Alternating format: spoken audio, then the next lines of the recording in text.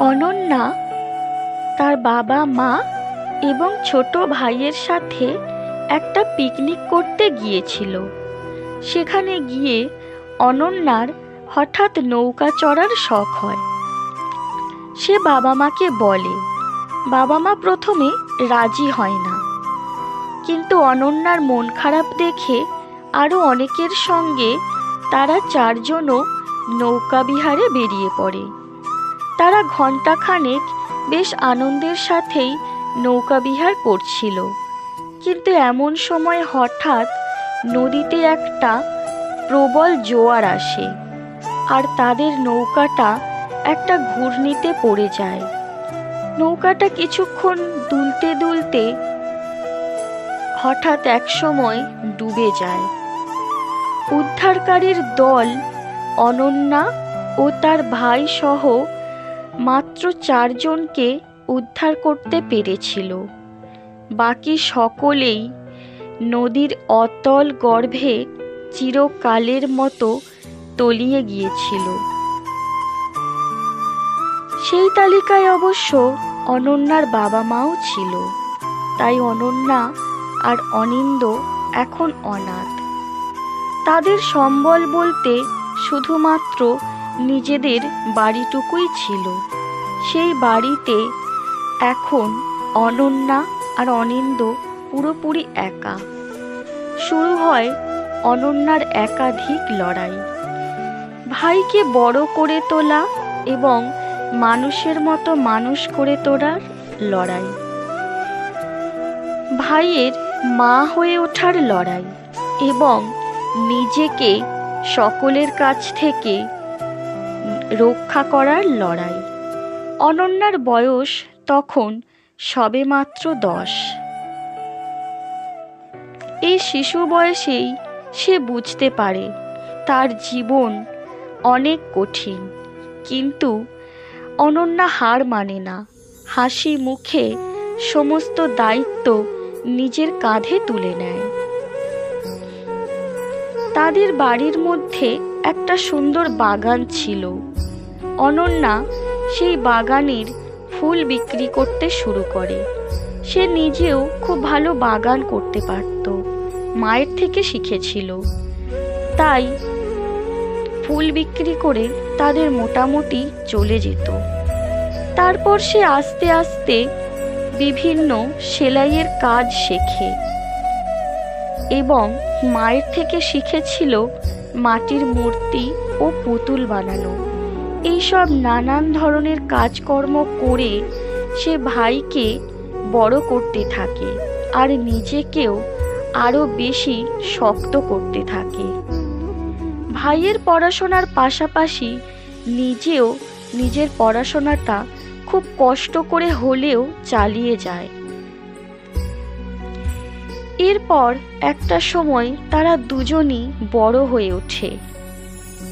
কেটে যায় অনেকটা সময়।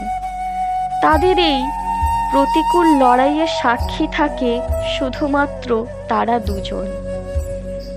পাড়া প্রতিবেশী কেউই অনন্যার পাশে সেভাবে দাঁড়ায়নি, বরং অনন্যাকে কুনজরে দেখেছে অনেকেই। একদিন অনন্যা একটা কাজ থেকে বাড়ি ফিরছিল।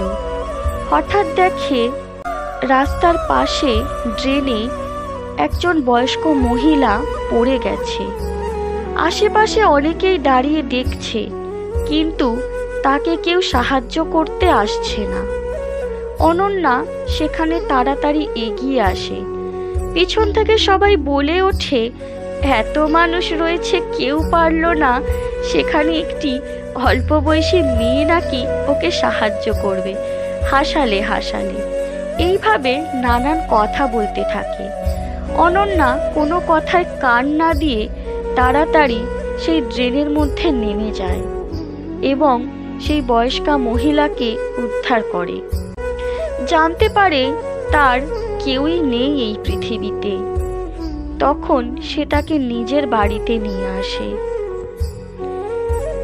এইভাবে আরো কিছুদিন কেটে যায়। একদিন তারা ভাইয়ের সাথে একটা জায়গায় বেড়াতে যায়। সেখানে নদী ছিল। এদিক ওদিক ঘুরতে ঘুরতে অনন্যার ছোটবেলার স্মৃতি খুব মনে পড়ে যাচ্ছিল। তখনই হঠাৎ একটা বাচ্চা দৌড়োদৌড়ি করতে করতে হঠাৎই নদীতে পড়ে যায়। আর অনন্যা কোনো কিছু না ভেবেই সেই স্রোতের মুখে ঝাঁপিয়ে পড়ে এবং তাকে উদ্ধার করে। অনন্যার জীবনের মোড় ঘুরে গিয়েছিল এই নদী থেকেই। তাই অনন্যা নদীকে ভয় পায়নি। সে আরো ভালো করে সাঁতার শিখেছে এবং ভাইকেও শিখিয়েছে। ছেলেটিকে উদ্ধার করার পর সবাই তাকে অনেক বাহবা দেয়। এইভাবে সে নানান রকম কাজে নিজের জীবনের ঝুঁকি নিয়ে ঝাঁপিয়ে পড়ত। অনেকেই সমালোচনা করত, অনেক খারাপ কথা বলতো, কিন্তু অনন্যা কখনোই কোনো কথায় কান দিত না। তার একজন প্রতিবেশী খুব ছোট থেকেই তার দিকে কুনজরে তাকাতো। অনন্যা অনেক কষ্ট করে নিজেকে সেই লোলুপ দৃষ্টি থেকে রক্ষা করেছে। একদিন হঠাৎ সেই বাড়িতে চিৎকার চেঁচামেচি শুনতে পেল। তখন বেশ রাত হয়েছে। পাড়ার কেউই সেই চিৎকার শুনে বেরোতে চায়নি। অনন্যার ভাইও অনন্যাকে যেতে দিতে চাইছিল না, কিন্তু ভাইয়ের বারণ সে শোনেনি। সে দৌড়ে বেরিয়ে যায়, সাথে সাথে ভাইও যায়। গিয়ে জানতে পারে সেই বাড়িতে আগুন লেগেছে এবং একজন বাচ্চা নিয়ে সেই রুমের মধ্যে আটকে পড়েছে। কিন্তু কেউই তাদের রক্ষা করার জন্য এগিয়ে যেতে পারছে না প্রাণের ভয়।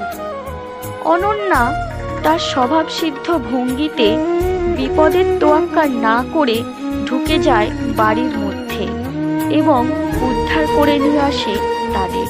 এইভাবে তাদের দিন চলছিল।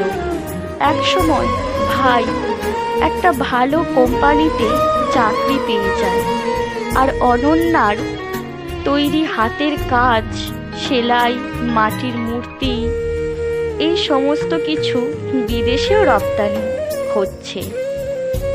তারা এখন খুবই ভালো আছে, শুধু মনে পড়ে মায়ের কথা। কিন্তু অনন্যা থেমে যায়নি। সে ভাইকে প্রতিষ্ঠিত করেছে এবং নিজেও প্রতিষ্ঠা পেয়েছে।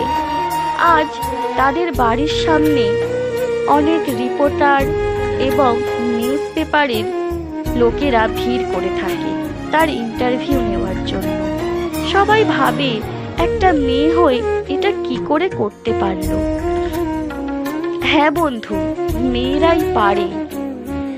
নারীই পারে দুঃসাহস দেখাতে, নারীই পারে সাহস জোগাতে, নারী পারে রক্ষা করতে, নারী পারে ধ্বংস করতে, নারী পারে গড়তে, নারী পারে ভাঙতে, নারী পারে ভালোবাসতে, নারী পারে সৃষ্টি করতে। তাই নারীদের সংকীর্ণ মনে না করে তাদের সম্মান দিন। নারী সামান্য নয়, নারী অসামান্য। নারী আছে বলেই আজ আমরা আছি। নারী ধরিত্রী, নারী প্রকৃতি, নারী আমাদের মা, নারী আমাদের প্রেমিকা। আজ নারী আছেন বলেই আমরা এই পৃথিবীতে আছি। 10 মাস 10 দিন প্রসব যন্ত্রণা ভোগ করে মা আমাদের এই পৃথিবীতে এনেছেন। সেই মাও একজন নারী। আজ যদি তিনি এই ত্যাগ স্বীকার না করতেন, তাহলে আপনি আমি কেউই এই পৃথিবীতে থাকতে পারতাম না। তাই মাও অসামান্য। আজ নারী দিবসে আমার তরফ থেকে সকলকে জানাই অনেক অনেক শুভেচ্ছা। নারী এগিয়ে চলেছে, আরও এইভাবেই এগিয়ে চলুক, এটাই আমার কামনা, আমার চাওয়া। Happy women's day.